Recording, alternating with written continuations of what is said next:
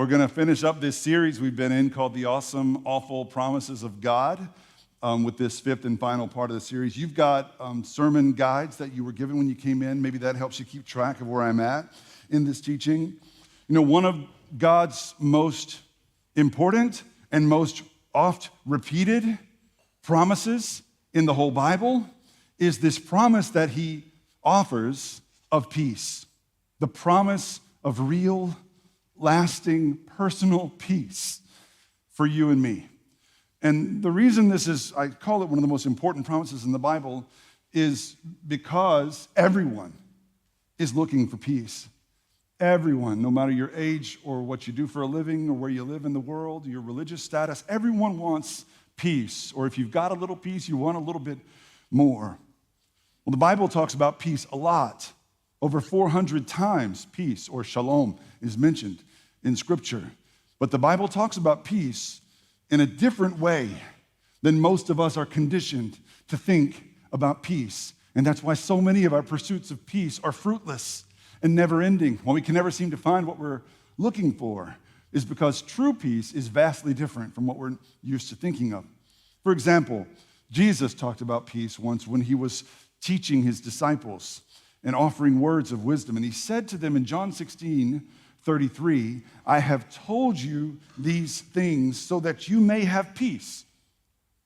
And then he said, in this world you will have trouble, but take heart. I've overcome the world. What I want you to hear is that first part. We'll come around to that second part in a minute. The first part is clear that Jesus, in his reason for coming to the earth, was so that you and I could have what we're looking for. We could have peace, real, lasting, perfect peace. That's why he came, to give us the desire of our hearts, peace that is not bound to our circumstances or how we're feeling any given day. Jesus came to give us peace. Everyone's looking for this. It starts young.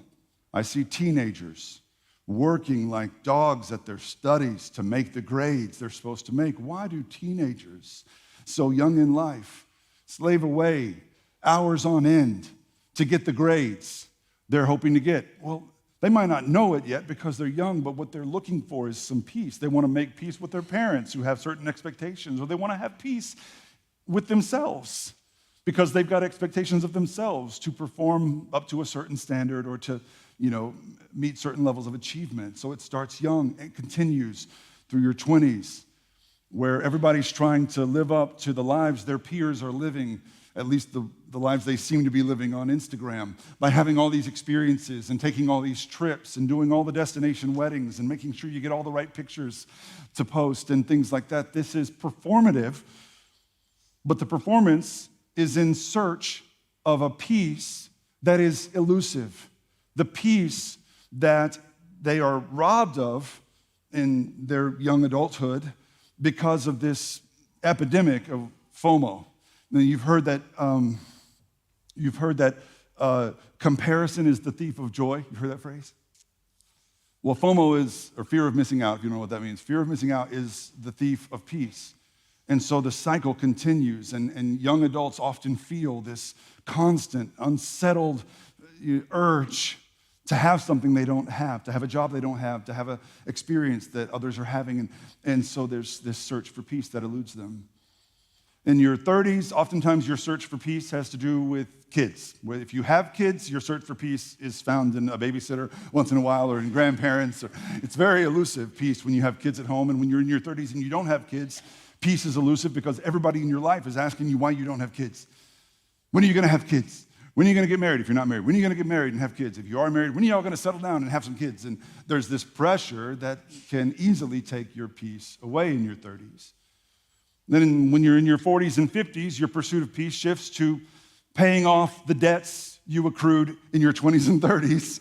And so you're in pursuit of financial peace, often in your 40s and 50s, and you think, if I could just get to that next level of wealth, being debt-free, whatever, then I'll have peace. And it's elusive. And then you retire, and you think that the promise of retirement is a promise of peace. And so you kind of revert back to your 20s a little bit, and you try to start living life again like you're supposed to be living, taking trips and having experiences and all of that. throughout our lives. Peace, real peace, eludes us. We get a taste of it here and there, but then it's gone. As soon as it arrives, it's gone. And we're all wanting the same thing.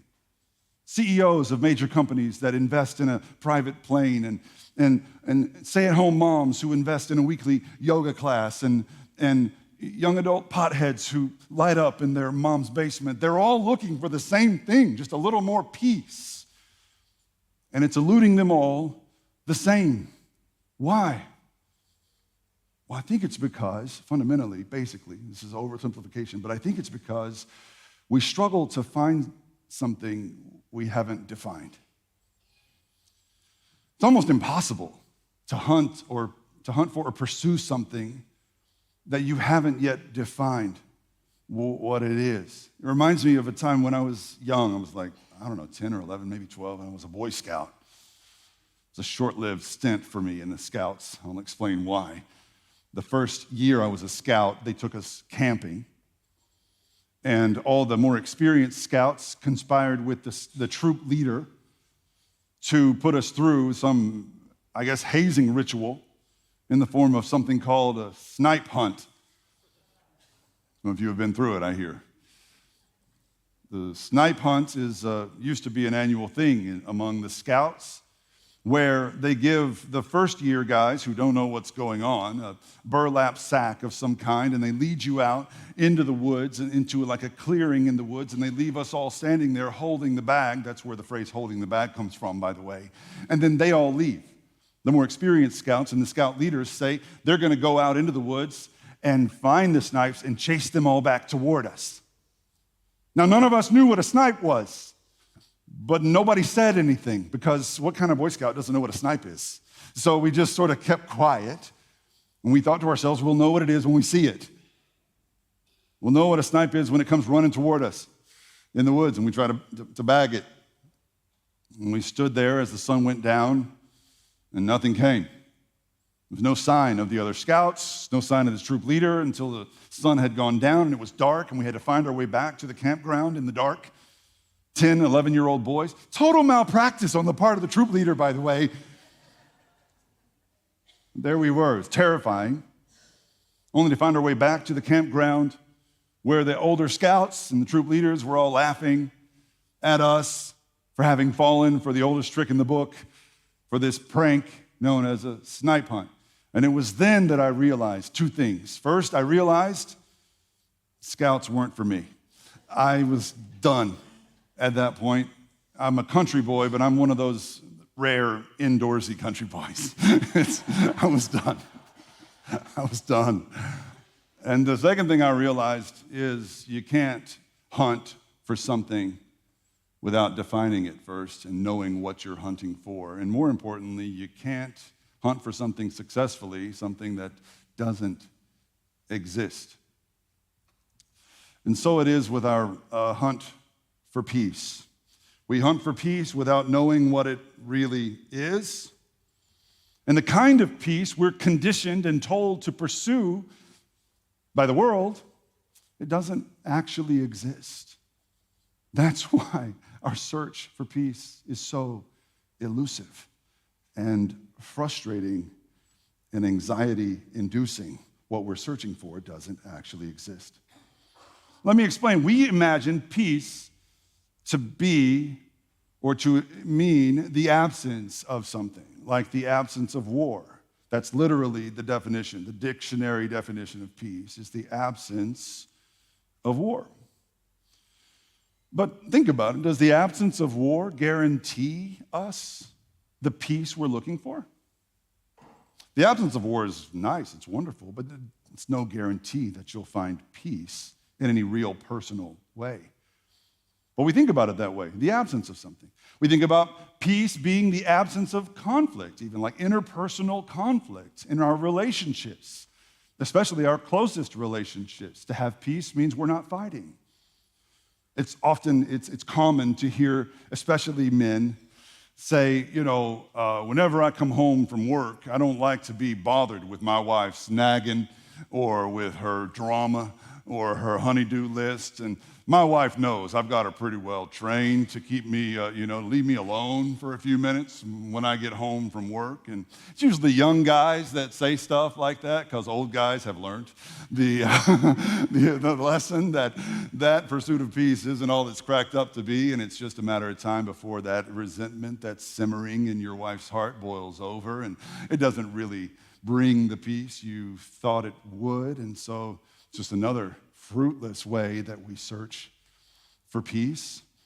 We look for peace in the absence of war, the absence of conflict. We think of peace as the absence of noise.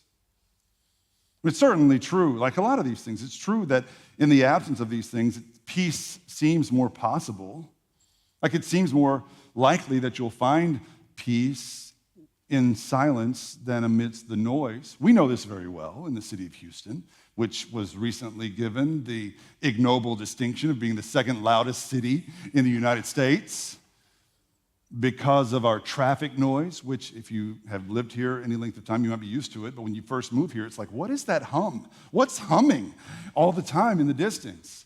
Or if you're like me, last night trying to get some sleep before I have to preach 3 times, somebody decided it was a good night for some drag racing along Westheimer at 3 in the morning. Thank you very much, neighbors in Houston. Of course, this is a noisy city, but finding peace in this city isn't as simple as turning the volume down. I remember a few years ago during COVID, the city of Houston got pretty quiet. But I can't say that I found an abundance of peace in the midst of the pandemic, just because it was quieter, maybe little glimpses of peace, but nothing that lasted, really. So it's not the absence of war that brings peace, or the absence of conflict in our homes, or the absence of noise in our city that brings peace. If it's not that, then what is it? If it's not the absence of something, what is it? Let's go back to what Jesus said about the peace he came to give us. Looking at that second part, he said, in this world you will have trouble, but take heart, I've overcome the world. And he didn't say, notably, that in this world you have trouble, but take heart, I came to take your trouble away so that you can have peace. He said, I came to bring you peace, just know you'll have trouble in this world, and the peace that I give you can remain. Despite the troubles, and in the midst of your problems, and in the midst of the noise and the conflicts and the wars, you can still have peace. This is a clue that the peace that God promises his people is fundamentally different by definition from the peace most of us spend our lives pursuing. The peace of God, true peace, isn't the absence of something. It is the presence of someone.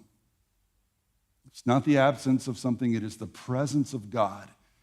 It is trusting him to be with you, knowing he, in fact, is with you, even in the midst of the noise and the conflict and the war and the never-ending stress and strife of this world, and that he has overcome it already.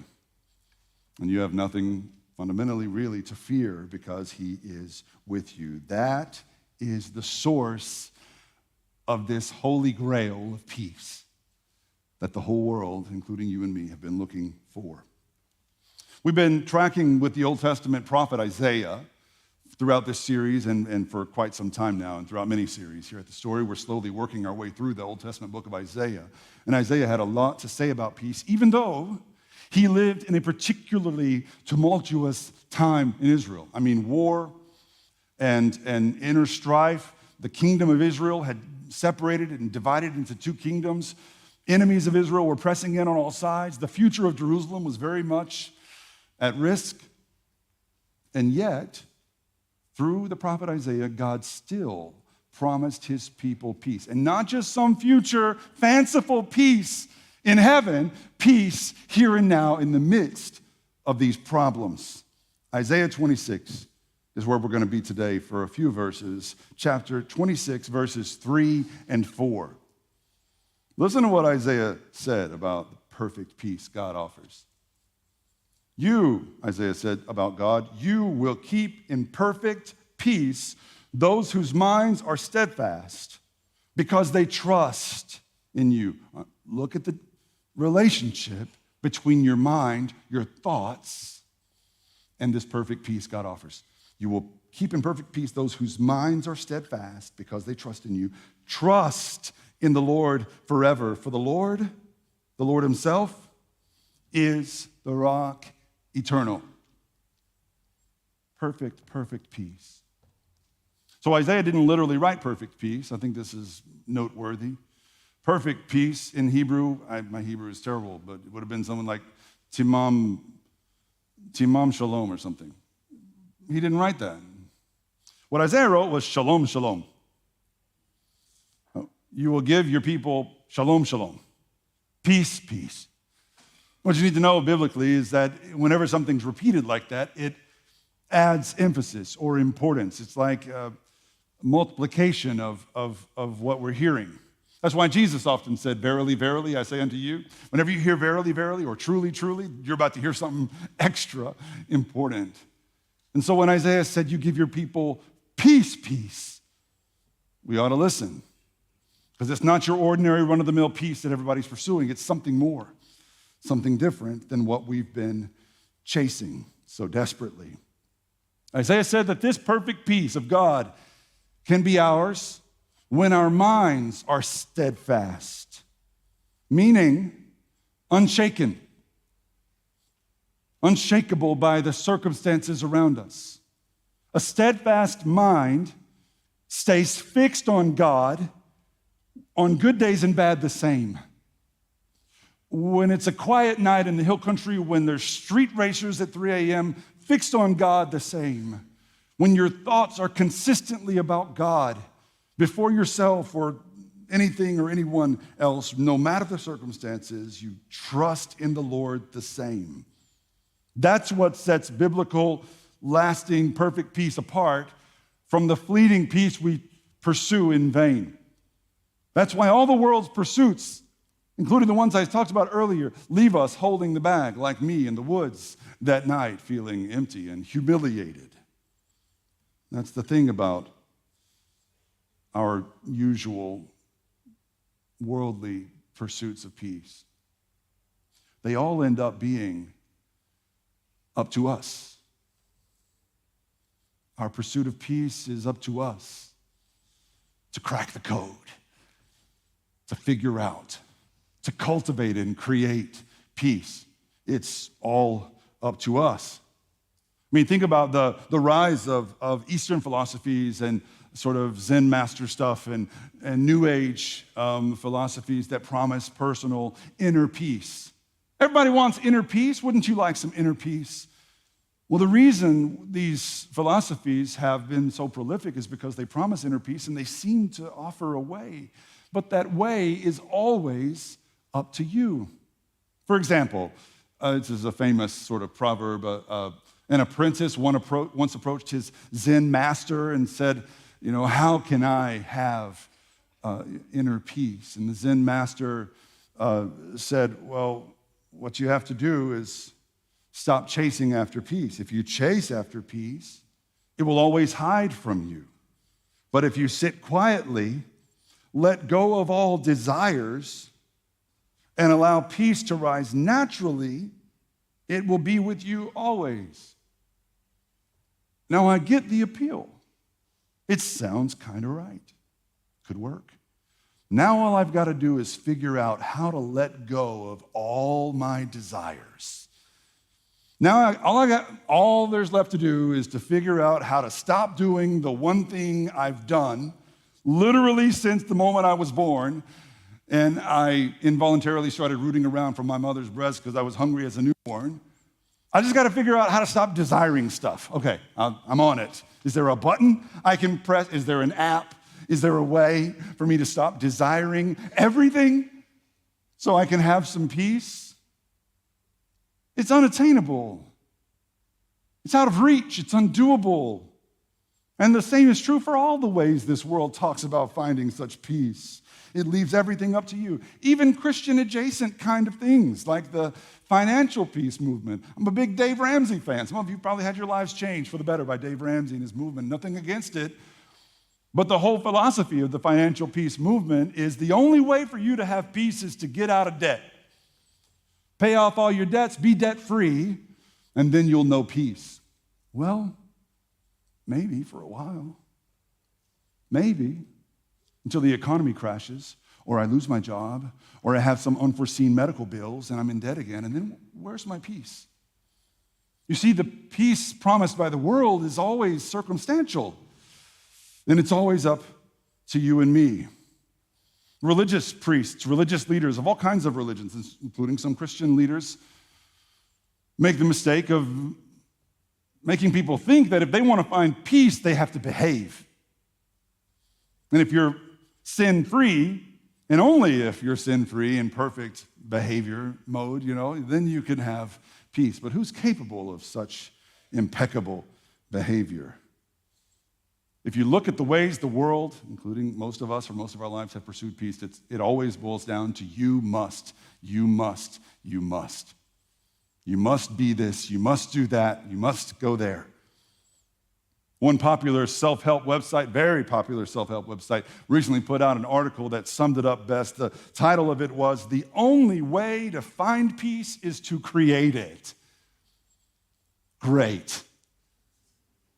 Now I've got to become a creator of peace. I got to create something I don't even have.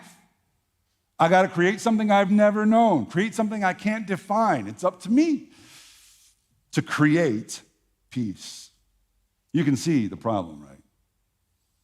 All these pursuits of peace, they might be well-intentioned, and I think they are. I don't mean to be disparaging or dismissive. I think they're well-intentioned, but all they do is make people more anxious and more depressed. Because in all this striving, all the you must, you must, you must, not only are we left with no more peace at the end of the day, but we're left with the added insult that we are without peace and we are also failures on top of that. So I'm peaceless, I'm still in turmoil, and I stink. I'm a failure at finding the peace I'm supposed to find. And so it's just stress upon stress, anxiety upon anxiety, and it leads to more darkness. The perfect peace of God for you is radically different than what you've heard about peace your whole life. The perfect peace of God is not circumstantial, meaning it's not based on how your life's going, and it's not up to you. It's not something you achieve or behave your way into. The perfect peace of God can be had the same whether you're debt-free or in debt. You can experience the perfect peace of God whether you've behaved or you haven't. You can experience the same perfect peace of God whether you've got a noisy, busy city bustling around you, or whether you're in the silence. You can have the same perfect peace of God whether your wife leaves you alone when you come home from work or whether she hits you with all she's got the moment you walk in the door. You can have the same perfect peace of God because it's not reliant or contingent on circumstances or even on you. Finding that perfect peace isn't a matter of changing who you are. It's simply and only a matter of trusting who God is. Trusting who he is. It's not about what you've done or what you will do tomorrow. It's about what he has done for you already. And setting your mind on those things, being steadfast in your thoughts about how good he is. This is what Isaiah says later in that same chapter on this same theme of trusting in God. Isaiah 26, verses 8 through 9. Yes, Lord, walking in the way of your laws, we wait for you. We wait for you. Your name and your renown are the desire of our hearts. My soul yearns for you in the night. In the morning, my spirit longs for you. And when your judgments come upon the earth, the people of the world learn righteousness. There's a lot packed into this little, few verses, 2 verses. What I hope you see is that finding true and lasting peace, the peace of God, isn't as simple as letting go of all your desires, like the Zen master said. It's about directing your desires and ordering them properly. Directing your desires on God first and foremost. Thinking about him, meditating on him more than you think or meditate on anything else. And when I was awakened at 3 a.m. in the middle of the night last night, I had 2 choices. To hate the unknown faces and names of the people who were racing on the street, keeping me awake, or to thank God that I was still alive to hear the street racing and that church was coming in a few hours. I'm not going to tell you which choice I made. I'm just telling you I had a choice. When you choose to think about God more than you think about yourself even, more than you think about the world around you, the people around you, more than you think about who's president, more than you think about what's in the news, more than you think about sports or entertainment, when you think about God most, you start to see the peace and know the peace that he came to give you. When you reflect on his goodness and long for him in the morning and yearn for him at night, you'll understand it. And whenever life gets hard, and Jesus' promise is that it inevitably will, it will feel at times like his judgment is coming down on you or on the world around you. Even then you will know, because you have trained your mind to trust him in all circumstances, you will know that his ways are better than yours. And even when you go through the storm, you trust in 2 things. First, you trust that he'll get you through the storm, just like he got you through the last one. And you'll trust that by his grace and mercy, one day you'll understand why he let you go through that storm. And what the bigger plan was at play. Because you trust him. You know him. You know that he's good. You know what he's done for you in his son Jesus. You know that he sent his son to live and die and live again for you.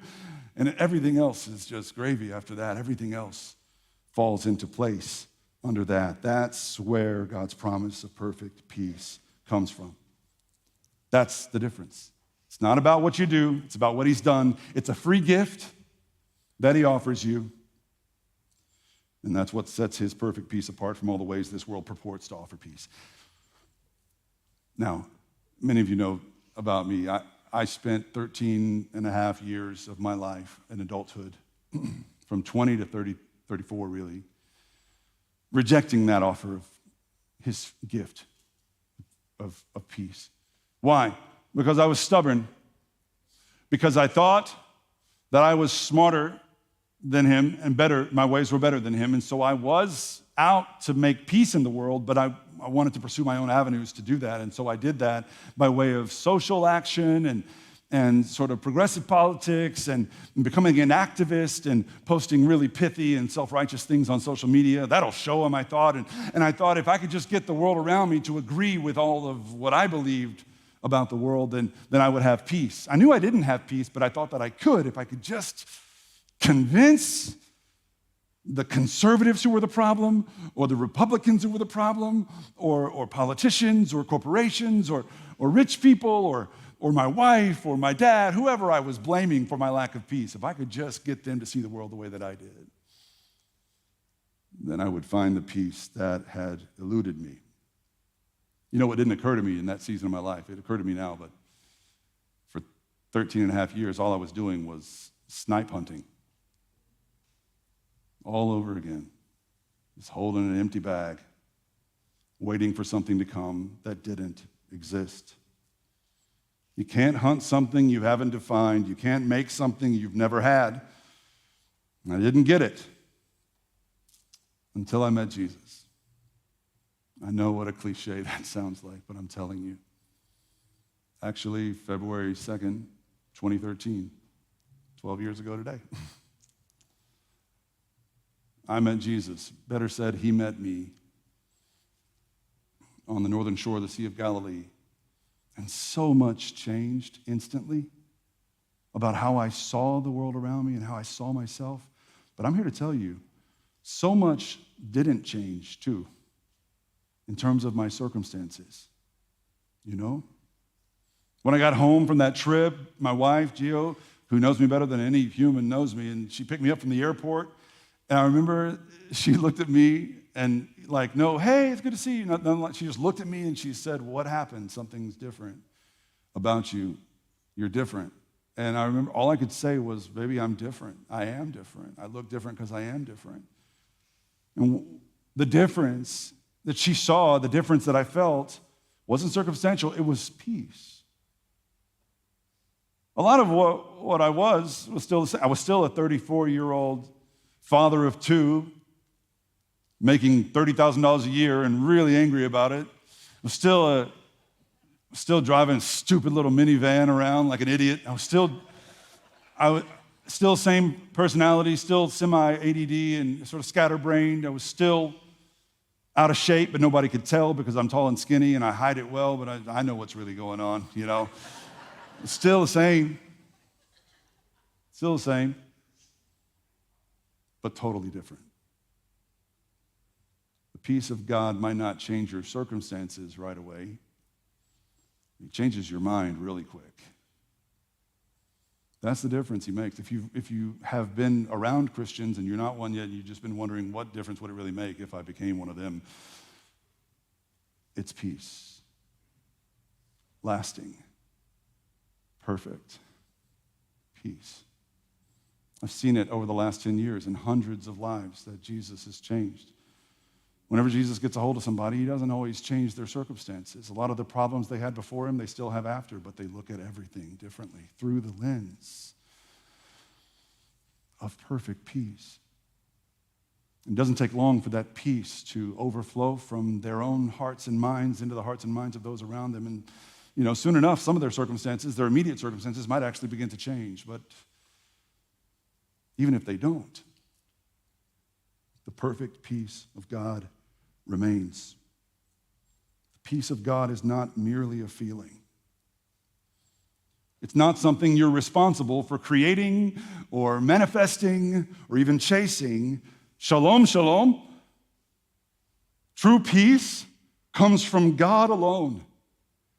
And training your mind to think of him and reflect on him and meditate on him and to seek and desire to make his name known instead of your own. To love him more than you love yourself or anything and anyone else. And if you're like me and you're like most people around you who've been looking for peace in all the wrong places, if you've been looking for peace in the next achievement or the next accolade or the next acquisition, you're not alone.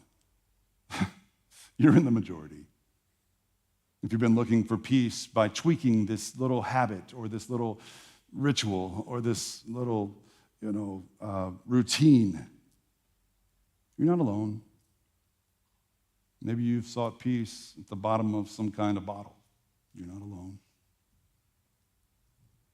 A pill bottle or a bottle of alcohol. It happens all the time. But it's so fruitless in the end. It's so frustrating, isn't it? To seek peace in all these places and not find it. Maybe it's time to look elsewhere. Maybe in your heart of hearts, you've come to the end of yourself today. And you're ready and desperate and longing for true peace that doesn't pass away when circumstances change. I'm here today to tell you that peace can be yours. That the one who made you and knows you best wants nothing more than for you at last to have the peace he wants for you. Perfect. Shalom, shalom, peace. And it's as simple as setting your mind on him, desiring what he wants for you more than what you want for yourself, and trusting him on good days and bad the same. If you feel in your heart that you've reached the end of yourself and you're at a decision point right now, I want you to know that there's no magic formula. There's no sort of prescriptive behaviors. All there is one choice to make, one prayer to pray.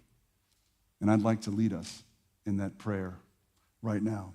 If you're ready, in your own heart, pray this prayer with me.